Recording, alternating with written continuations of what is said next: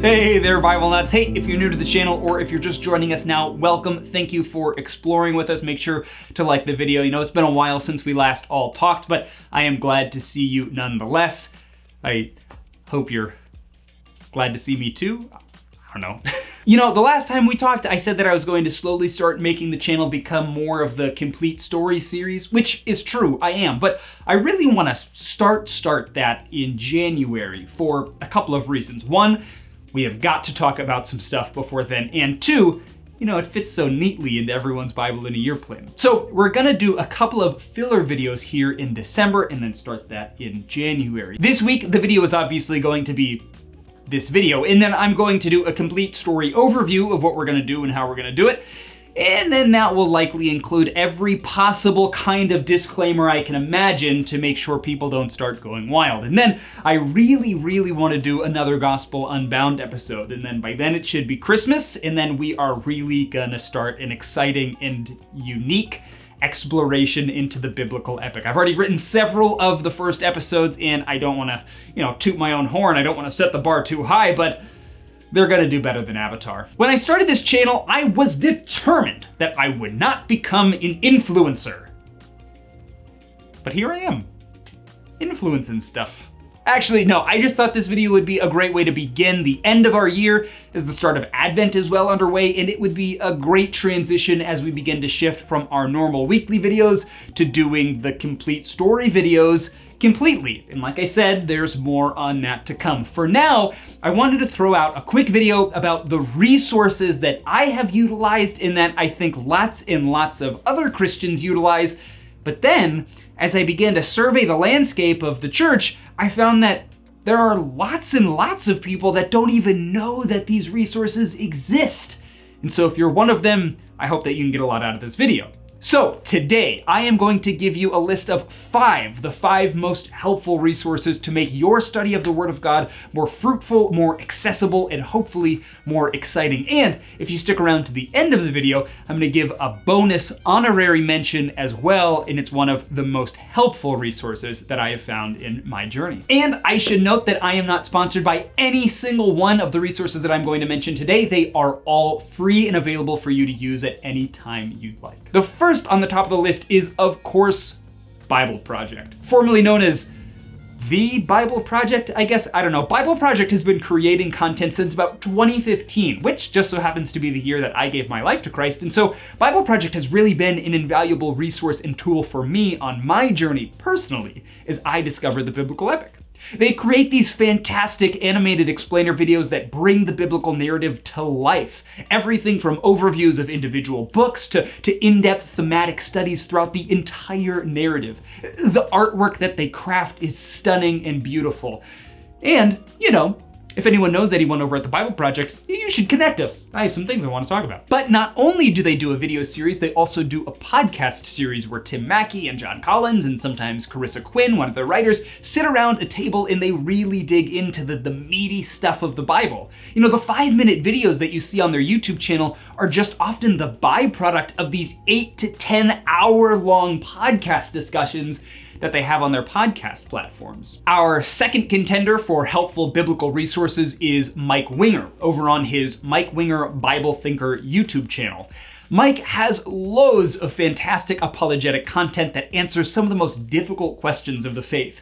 He often does live streams that are over 2 hours long with hundreds of hours of research built into them, where he tackles one central question, pulling in scriptures from all over the 66 books of the Bible and using several different translations and manuscript evidences, and he always uses these biblical pieces to support his argument. If you want to begin to view your life through the lens of the biblical epic, then Mike's channel is the way to do that, giving you practical and helpful guidance along the way.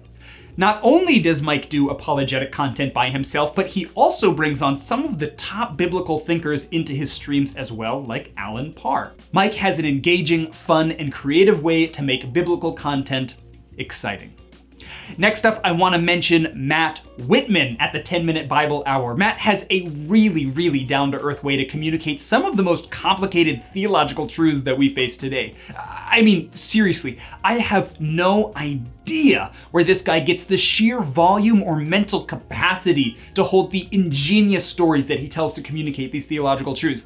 Like a video he recently posted at the time of this recording, he goes to this ghost town church, and like the whole point of the video is the ephemerality of existence, and he's a brilliant man. And by the way, his comment section, holy cow, I have comment section envy for the guy. It has to be the most civil, level-headed, beautiful comment section on YouTube. Oh, Matt also has a podcast series that I've absolutely loved. I started it pre-COVID in 2020, and then during quarantine, I listened my way through like 500 episodes because he releases an episode daily as him and his audience go through the book of Matthew. Sometimes verse by verse, sometimes it's like word by word.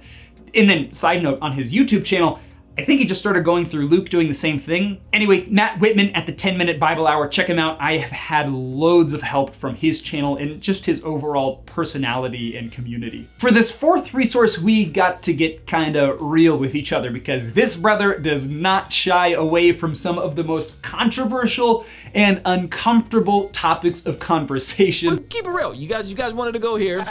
You guys wanted to go here, right? Explicit.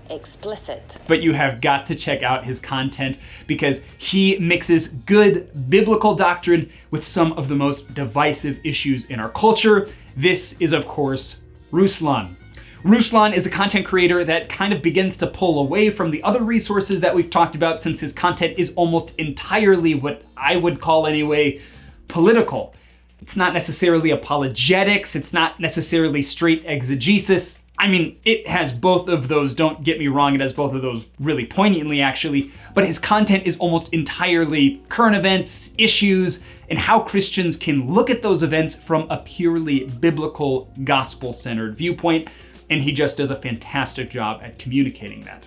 Since I'm tired of relaying YouTube channels and podcasts that you can just consume like a computer, I want to make number 5 the last, but certainly not the least resource for us all to consider exploring, which is Dallas Jenkins' TV series, The Chosen.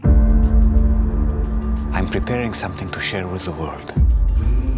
The Chosen is a crowdfunded project that is free for anyone to use, whether by downloading the Chosen app or by visiting the Chosen website, which I think is thechosen.tv.